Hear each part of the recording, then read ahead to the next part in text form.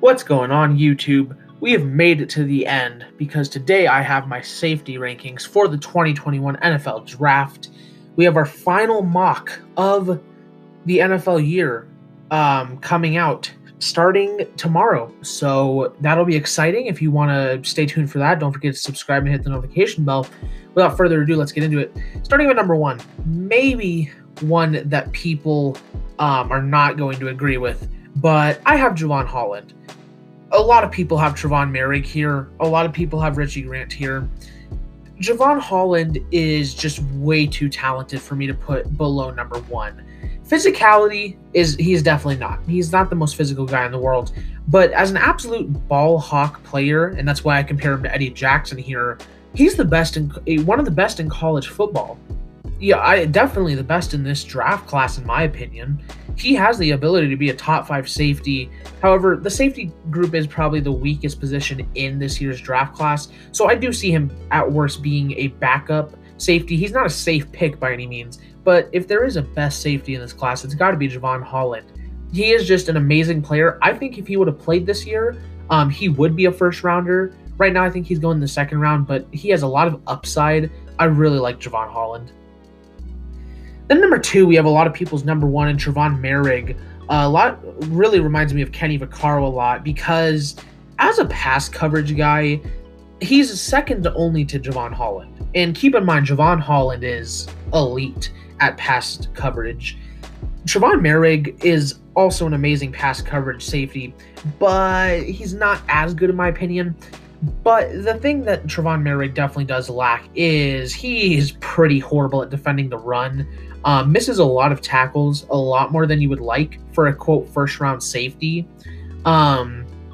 He's pretty quick. He is versatile. I think Jevon Holland is strictly a free safety, whereas Moehrig could be a free or strong safety. I really could even move him to corner if you really wanted him to. I don't think he has as high a ceiling as Jevon Holland, and I also don't think he's a safe prospect either. I think at worst he's a starter, but just because he doesn't have that higher ceiling, I have him here at number two below Jevon Holland.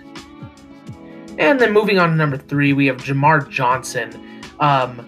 Literally Malik Hooker, but just a bit slower. And that is where his kind of weakness comes into play, is that he is not the fastest safety, which is why he's already really a strong safety, but he's definitely not playing free safety. He will be a strong safety in the NFL. Right now, I think he's actually going to go in the second round. He might surprise a bit of people and sneak up there into the early second round. Similar to these other guys, has the potential to be a top 10 safety, but also could just be a backup. The thing about Jamar Johnson is that he has incredible senses for the position. He's a very, very high IQ player, and he makes the plays look so easy. He's just great at overall defending, especially the run, but the short little passes, he will be there. He's an amazing box safety as well. So all around, I really, really like Jamar Johnson, maybe a bit more than other people. As long as the speed doesn't hurt him too much in the NFL, which I don't think it will as a strong safety, and how smart he is, he can be one of the better safeties in the NFL. Jamar Johnson is really solid. Then number four, we have maybe a surprising face, and one player might be slipping a bit that you have in your minds, but Paris Ford is a very, very, very good safety, and nobody's talking about it. He's Buda Baker, but just bigger, so he has really nice size for the position. Honestly, he could play free safety, although he is definitely more of a strong safety in my opinion. I don't think he's going to go into the fourth round because I don't know if the NFL is going to be valuing a guy like this much, or if any team really. A team could pull the trick on him maybe as early as the second round. Yet again, has that ceiling of a top 10, but could be a backup. If you look at Paris Ford play, there is one downside to his game, and that's just for him being a strong safety. He's not super strong. He's not the most physical guy. However, he plays more physical than he really is. And besides the strength issue, there is nothing else wrong with his game. He's an amazing run defender. He's amazing in pass coverage, man or zone. He plays both excellently. He's very speedy as well, so that's why I say he can play free safety. Because if the strength really does become that much of an issue, just switch him over to free safety. I think he'll be great. Paris Ford is a super, super underrated player in this class. I love him out of Pittsburgh, and yeah, I think he might go a bit higher than people expect. Although I don't know if he will. Paris Ford is a very, very good safety. And then at number 5, his fall stops, Richie Grant, Kareem Jackson 2.0, pretty much. He'll go second round. Just like a lot of these other guys, could be a top 10 safety, but also could just be a backup safety. Similar to a few other guys, speed is where he really lacks, which is definitely why he'll play that strong safety position, I think. As a man, like a man defensive back, not just a safety, not just a corner, just man coverage. He is very, very good, even though he lacks in speed. As long as you don't have a deep threat on him, he's going to shut them down. Not to mention the hitting on this guy. I mean, he hits way harder than he should be able to.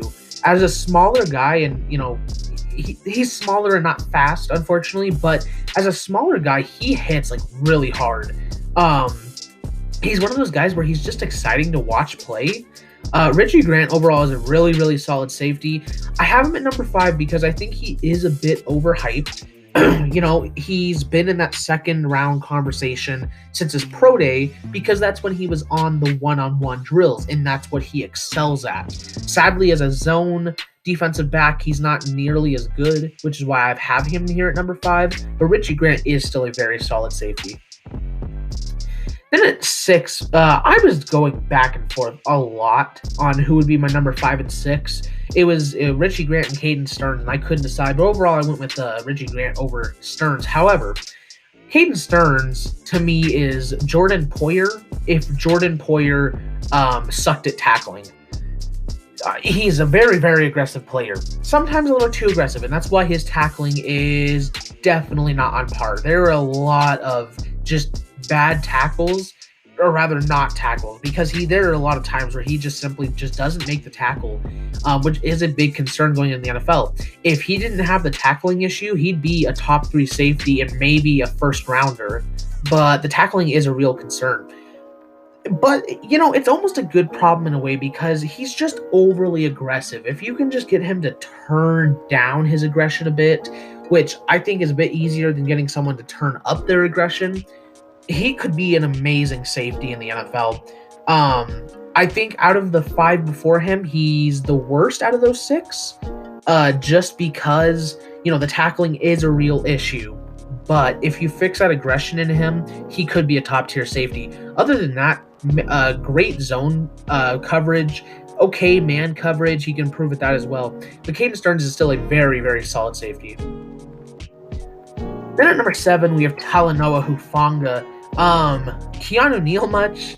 3rd round seems appropriate for him. The first guy that, I don't ever think he's going to be an elite safety, but he can be a good one. Thing about Hufanga is that, he's good at pretty much everything, but he's not great at anything. There are a few things he's bad at, however. His speed is not where it needs to be. Although I think he transitions much better as a free safety, the speed is just simply not even close to good enough for him to be able to play free safety, so he's going to have to be a strong safety. And even then, he's just not the most physical person. He's not the smartest player in the world, so he's a bit of a tough player to judge because he's just kind of the definition of mediocre. But then for the position that is really the only position he can play, he doesn't have the speed or physicality to play it. So perhaps he transitions a bit better to corner. He is a very lengthy guy, so he can work out at corner maybe a bit better than a strong safety.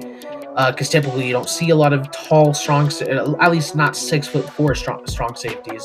But Hufanga shows some promise, but I don't think he'll ever be elite just because he's not great at anything.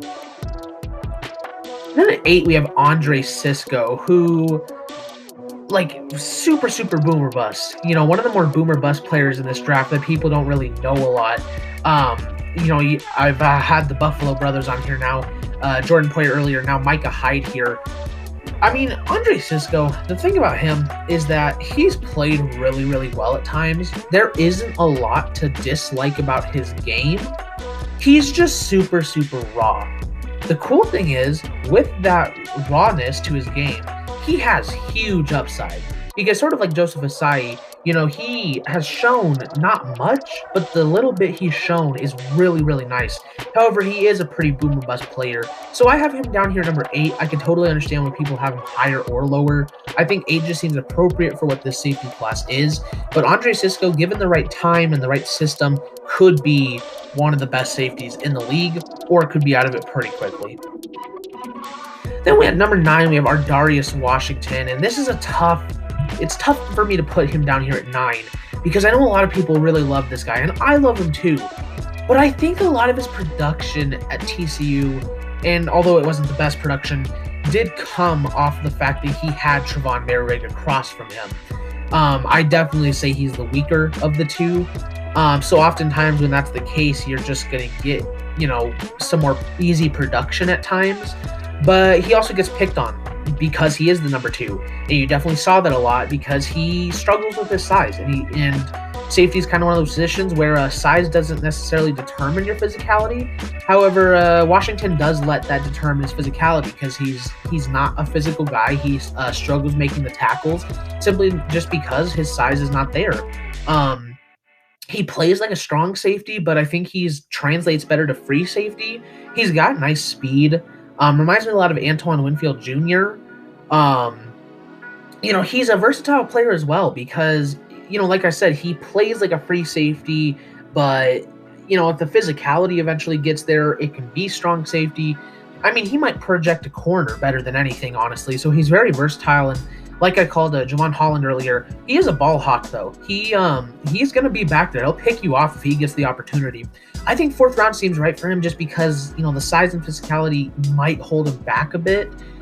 So maybe this is a guy you want to develop for a couple of years, and if it doesn't work out, then that's just it for him. So again, another boom or bust player, which is why I have him down here at number 9. However, I would definitely take Cisco over Washington personally, which is why I have him below him, and that's why he's all the way down here at number 9. And then our last player, our last scouted player of our positional rankings, number 10, Hamza Nasirudeen.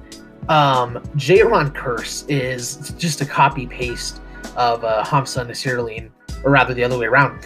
4th round seems about appropriate for Hamza, or Hamza, maybe it's one of those. Boomer bust player. Very, very boomer bust. Unfortunately, I think the boom is just being a starter. I don't ever see him being an elite player. One good thing about him is that he is a very versatile player. Because of the length and stuff, he can play corner maybe better than safety, but he plays like a free safety, but has the physicality to be able to play strong safety.